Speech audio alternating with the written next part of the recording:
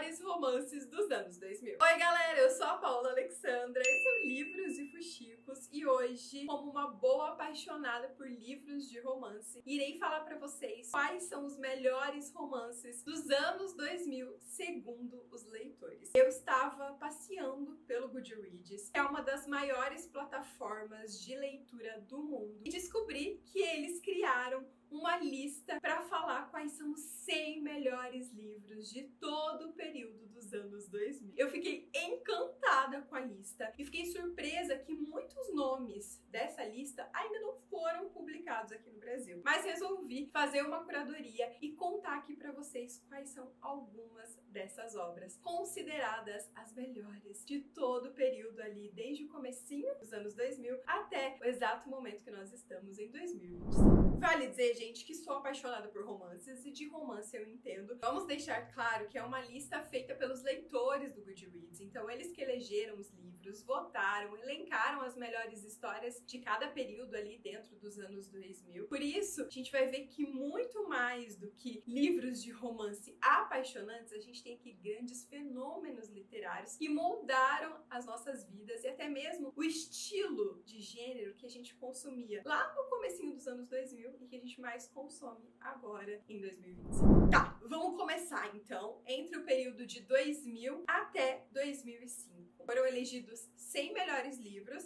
desse período e eu trouxe aqui para vocês 6, porque eu acho que esses 6, eles representam muito bem o que a gente lia lá no comecinho dos anos 2000. Era uma vez no outono, da Lisa Kleypas. Esse período, gente, era um período muito assim em alta dos romances de época. Os romances de época estavam com tudo. E a Lisa era uma das autoras mais vendidas, mais lidas e mais premiadas nesse período. Então, obviamente, a gente encontra vários livros dela dentro dessa lista dos 100 melhores livros desse período. Obviamente, também temos em segundo lugar o Do Que Eu, da Julia Quinn. A Julia Quinn também é outra autora. Tem vários e vários livros nessa lista dos 100 melhores livros ali de 2000 até 2005 e também porque era um fenômeno e ainda é um fenômeno da literatura. Só que, como a gente consegue perceber, era uma época em que os romances de época estavam assim estourando de vender. Agora vocês vão ver até o final do vídeo que a gente não fala mais tanto e nem vê tanta representatividade do gênero dos romances de época dentro das listas de melhores leituras. Também aparece nessa lista o Cavaleiro de Bronze, que aqui é uma união dos romances de época com romances históricos, esse gênero que mistura histórias reais para trazer um grande desenvolvimento amoroso. Aqui a gente tem uma trilogia, os 3 livros da trilogia aparecem aqui como os melhores desse período e foi uma série que fez muito sucesso, principalmente pós Outlander, né, que trouxe esses dramas históricos com muito romance. Vocês já leram esse livro? Vocês lembram do fenômeno que foi esse livro, essa trilogia aqui no Brasil também? Também aparece nessa lista, em uma das primeiras colocações, O Homem Perfeito. Esse livro veio para o Brasil, publicado pela Bertrand, mas não fez tanto sucesso. E essa autora, gente, ela tem vários livros considerados os melhores romances desse período. E é uma autora que veio pra cá muito com romances de banca. Eram aqueles romances contemporâneos, com personagens masculinos dominadores, fortes, que envolvem a mocinha no seu charme desde o começo. Eu lembro de já ter lido algumas histórias de banca dessa autora e ter ficado encantada com a maneira como ela cria os seus personagens. E acredito que esse livro aqui fez muito sucesso na época, que a gente gostava desse tipo de cão e gato com homens dominadores como protagonistas, né? Nesse período a gente também começa a ver o fenômeno dos vampiros e aparece na lista Crepúsculo, que obviamente foi um grande fenômeno. Não necessariamente é um livro de romance, mas é uma fantasia romântica, então eu entendo o motivo de fazer parte da lista. E foi um momento ali, né, muito de divisão de águas. Então a gente vê o romance de época, a gente vê o romance contemporâneo com personagens masculinos dominadores e a gente começa a ver o romance sobrenatural. Tanto é que além de Crepúsculo, aparece na lista também Irmandade da Adaga Negra, com Amante Sombrio e vários outros livros da série, vários outros livros com vampiros até, porque esse período foi muito marcado pelos vampiros, por livros adultos de vampiros. Irmandade da Adaga Negra até hoje é um fenômeno da literatura e, por sinal, está sendo adaptado, vai virar uma série pela Passionflix. A gente já tem fotos sobre essa adaptação e confesso que estou bem ansiosa para assistir. Agora a gente vai para o período de 2006 até 2010. E, de novo, em primeiro lugar, a gente tem Lisa Kleypas com Pecados do Inverno. Inverno, essa série fez muito sucesso. E esse livro é um dos livros mais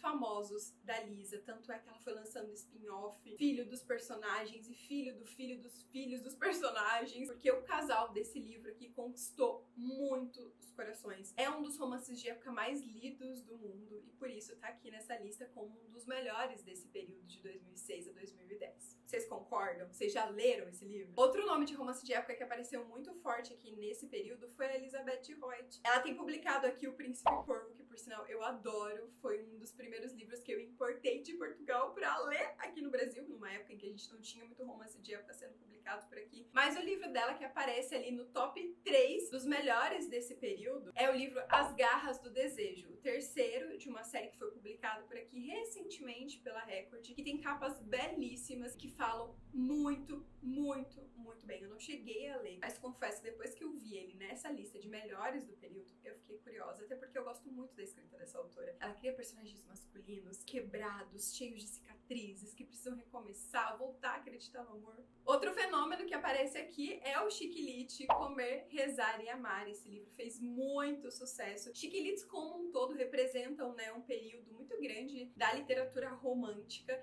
e aqui a gente vê esse como um dos melhores porque ele foi de fato um fenômeno. Fez muita gente começar a ler, voltar a ler, virou adaptação. Até hoje é um livro muito falado, muito comentado, muito indicado por leitoras ao redor do mundo. E aí a gente começa a ver a fantasia com o romance saindo dos vampiros e ganhando outros seres sobrenaturais. Tanto é que aparece nessa lista Desejo Insaciável, que é uma série que tem valquírias, lobisomens, vampiros, vários outros seres sobrenaturais, que é uma série adulta, cheia de química, de desejo, de tensão, de personagens alfa que querem dominar, de mocinhas tentando encontrar a sua própria voz. Também aparece Cidade dos Ossos, que é uma fantasia jovem, mas que tem um romance que marcou ali uma geração. E a gente vê a Cassandra Clare, né, até hoje escrevendo casais e romances que ficam marcados no coração dos leitores. Então não é um romance, mas merece estar nessa lista sim. Também aparece nessa lista em destaque, em uma das primeiras posições,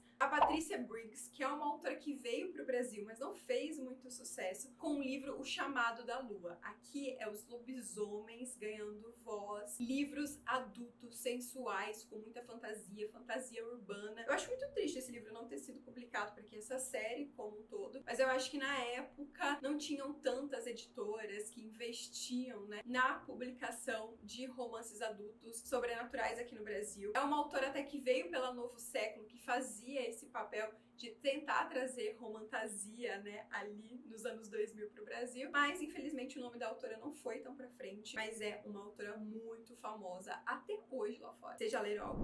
Entramos agora em 2010 até 2019 e a gente consegue ver aqui um fenômeno de mudança do estilo dos romances que as pessoas gostam de ler. Por exemplo, um dos primeiros lugares da lista desse período está Corte de Espinhos e Rosas. Romantasia voltando com tudo e assumindo um papel muito grande quando a gente fala de romance. Romance não é mais só visto como um romance contemporâneo, como duas pessoas se apaixonando, do cotidiano do seu dia a dia. Não, romance com muita fantasia, romances com muitas reviravoltas, romances com muitas batalhas de pano de fundo. Temos aqui também Acorda para a Vida, Chloe Brown, que é o comecinho, gente, das comédias românticas contemporâneas com capas fofinhas. Essa série parece com muito destaque na lista que os leitores do Goodreads criaram como os melhores romances dos anos 2000. Até porque esses livros fazem muito sucesso lá fora. É que no Brasil eles tiveram certo hype, mas não acho que o hype que eles mereciam. A escrita dessa autora é muito cativante. Os livros são extremamente clichês, como eles precisam ser, mas são aqueles livros gostosos de serem lidos e que trazem personagens que fogem um pouco do padrão do que nós estamos acostumados a ver dentro da literatura romântica. E uma coisa legal é que a gente consegue ver aqui a diversidade de histórias, de autores e de protagonistas tomando conta dos romances. Tanto é que nessa lista também aparece Uma União Extraordinária, que foi um romance de época que revolucionou muito a literatura do romance de época lá fora. A Alyssa Cole fez muito sucesso trazendo um romance de época protagonizado